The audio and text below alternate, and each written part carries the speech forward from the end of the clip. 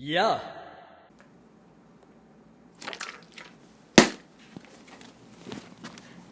Ah, oh, sweet relief.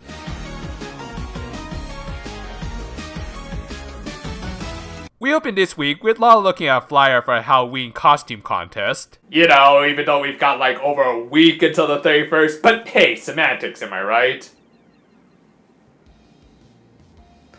Okay. Happy?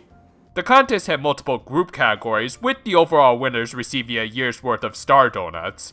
Hooray for diabetes! However, the recently elected student council president had her own opinions regarding this contest. Hey, that was actually a pretty nice little moment showing off Sakurako's development. And you ruined it with pure cringe. Thanks a lot, dude. Following this, we got the OP, which of course included previews of the movie that just hit theaters. And of course, they included some needless spoilers, like some of the new power-ups that I'm guessing might appear in the main series. Otherwise, just trying to stuff 12 different princess modes into a single movie would be a bit wasteful. Though really, the best part of all of this was seeing more of Marianne. Meanwhile, at the Note Raiders HQ, it was the same old song and dance with these two, with Gallagher just saying he deployed Kupad. Hikaru and Lala's class entered the costume contest as a group of UMAs from the Tsuchinoko, a sort of flat snake thing from Japanese folklore, and one of the cutest friends, to La Chupacabra.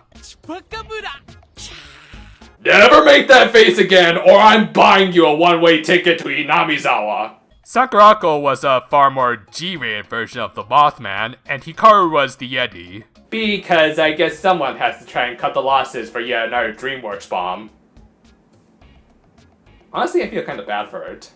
Fua and Putsu also arrived in costume as Kimba, not Simba, and Jelly Jiggler from Bobobo. Darn it, we're all out of bleach! Elena and Hurricane were predictably entering as a bouquet of flowers, and to double up her own chances, she was also entering as a trio with Madoka and Uni. Nowadays, that's not exactly the adjective I'd use for a group of anthropomorphic felines.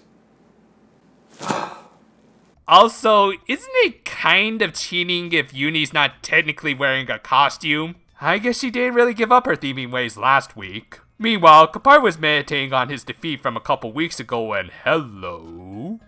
Sexy. Anyway, without even drying off, he made his way into the town square, where for a brief moment, due to everyone being in costume, he saw a peaceful image of his home planet. A planet that, as far as we know, has likely been destroyed. Forced to accept this fact, Kupad came back to reality, and the rustling sounds of his planet were quickly replaced with the chatter of the humans he loathed. Wow, those few seconds right there was one of the most effective moments in the entire series. Good job, guys. Good job. To lighten things up a little, everyone ended up mistaking him for a really good Kupad cosplayer and asked for a bunch of selfies with him. Hey, come on, dude. You ranked number 43 in the polls. You should have expected at least this much. He then found some obvious victims of the week, though honestly, getting rid of some helicopter parents would probably be one of the most heroic acts in this entire series. However, they also ended up reminding Kupad of some more bad memories from his past. The Precure ran into him, leading into our fight of the week, though unfortunately, unlike previous fights, it ended up occurring in a populated area with many onlookers watching and risking them breaking the Hoshizora laws in case anyone forgot about those things. Thus, the Precure had to cover it up by making it all look like a stage show. Funny, I remember seeing something just like this last year. Difference this year was that they didn't simply announce themselves as the Precure, but rather as an awkward combination of the Sailor Scouts and Super Sentai, even though that's kind of what the Precure are. Honestly, your mileage may vary with this whole sequence, but even as a Sentai fan, I kind of have to side with Sakurako here, though the color matching explosions were nice. Sometimes when I morph, I can't help but notice this gigantic explosion right behind me. Anyway, after some cheap still frame fights, the Precure managed to lure Kupad and his men out of the square. While the others dealt with the Notaries, Lala took on Kupad by herself. Huh, Lala just stole Hikaru's line there. Hold on. And yep, it's a Yamada episode. And here I thought she gave up on her old habits. I mean, to be fair, it does make sense for the friendly alien with the most experience on a foreign planet to have a conflict of ideals with the violent invader. It's just that, other than a few scattered bits and pieces here and there, this really didn't feel that much like a Lala episode until now, which is unfortunately a classic Yuka Yamada writing quirk. Though I will say, it was nice to see Lala's character development with her accepting another culture's habits, like actually reading about UMAs as opposed to just relying on her AI. However, while accepting Earth's cultures led to many great experiences for her, Kupad couldn't share the sentiment. As apparently, one of the major contributing factors that led to his planet's downfall were foreign invaders who selfishly took away their resources due to conflicts they started with each other. Thus, he believed that people of different races could never mingle. Really good clashing of ideals here that were unfortunately cut short due to time, as after unloading some finishers we haven't seen in a while, Kupad was forced to retreat, though he did leave Lala with an ominous message that she would eventually be betrayed too. Later, the costume contest went on without a hitch. The Serenso household won the Best Family Award, the three cats won the Best Trio Award. Yeah, just ignore the fact that one of the contestants competed in 2 categories. And Hikaru and Lala's class won the Best Idea Award. As for the overall winners, it was Kupada's men, even though I'm pretty sure they didn't formally enter into the contest, and the episode ended with apparently no one winning the year's supply of donuts. Well, at least no one's getting diabetes today.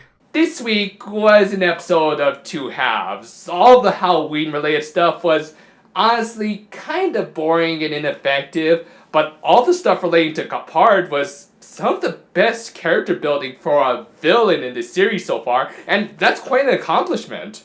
Now again, as I said with the pseudo Sentai sequence, your mileage may vary when it comes to all this Halloween stuff. Maybe it has to do with the fact that it's still over a week away, but I just didn't find this stuff all that interesting.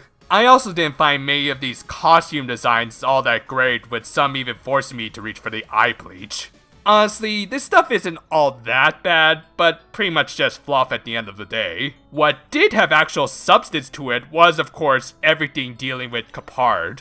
While I've long since given up on Tenjo, Kupad hinting at a darker past all the way back in episode 10 has always held my interest, and this felt like a decent payoff. While Lala was fortunate when it came to building meaningful relationships with inhabitants of a different planet, Kupad probably couldn't have had worse experiences than what he went through with some likely uninvited visitors. Just going by his flashbacks, it did seem like his people at least tried to accommodate their needs, but that was never enough for those visitors, or as they really should be called, invaders. Thus, it seems like his goals seem to be driven by a sort of racism in which he wants to prevent any different species from interacting with each other. And in an ironic twist, Kupad became exactly what he hated, a violent invader.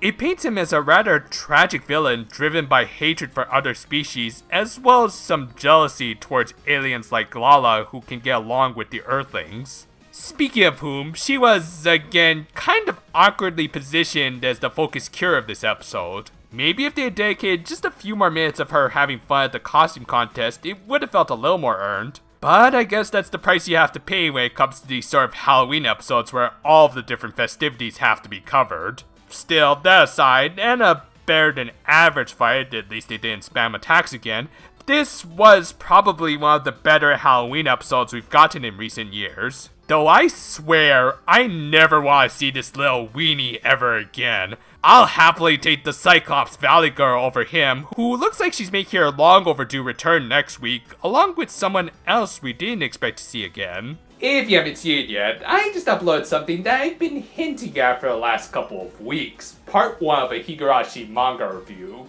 Specifically, I took a look at the Hinamizawa bus stop, the sort of prototype to the whole series. It's a very different take in terms of characters, but it has pretty much the same amount of stuff I can't show on this G-rated Precure review. Regardless, enjoy it and look forward to part 2. Until then though, for now my friends, and remember to celebrate the holiday in a timely fashion unlike this show.